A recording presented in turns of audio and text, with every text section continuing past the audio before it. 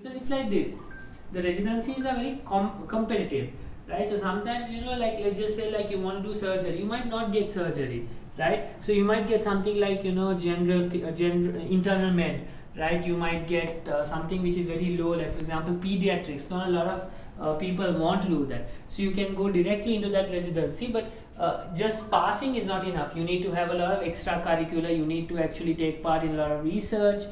You need to show a lot of exposure with community sort of awareness. You need to have a lot of experience in a lot of hospitals. You need recommendation letters. You need a very good essay, right? Saying as to why you are fit into this particular field and why you are choosing this particular hospital. So it all depends on those kind of criteria. So next question is, how if a student in GRSMU do a USMLE? Same thing, GRSMU sit at the end of third year, right? By the end of start of third year, you plan that you're going to sit for the USMLE at the end of third year. So you go through the USMLE materials, and when you come back to Sri Lanka, fix a date, right? It's there.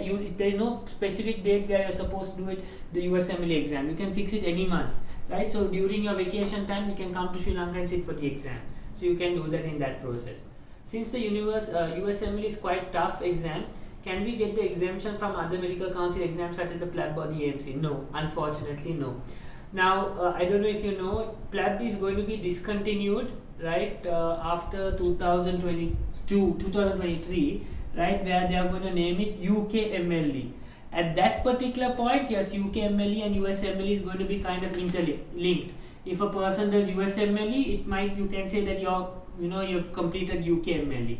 Right, but at this particular moment, PLAB and AMC is not recognized. But on the other hand, USMLE is recognized in a lot of countries. I think that's that. And then what would be the salary when we get into residency? Will it be enough to cover the cost? Obviously, right? When you're a resident, you will actually make at least 130 to 150,000 US dollars per year, right? That's as a resident, and then you move up. Maximum you'll go up to around 400, 500,000. That's just working at one hospital.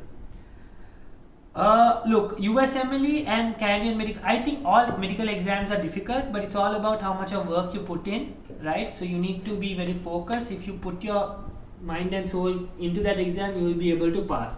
Now, looking at the USMLE and the MREC, which is actually the Canadian Medical Licensing Exam, I would recommend you do the USMLE because the USMLE is recognized in Canada, right? There are a lot of places in Canada that recognize the US structure, but the Canadian exam is not recognized in the US. So that's something that you need to look into. But if you're specifically going to Canada and you're sure, because the Canadian exam is very straightforward, it's not as complicated as the USMLE. So if you're 100% sure you're going into Canada, then you can do the Canadian Medical Licensing Exam. I think I've covered most of the questions. I would just want to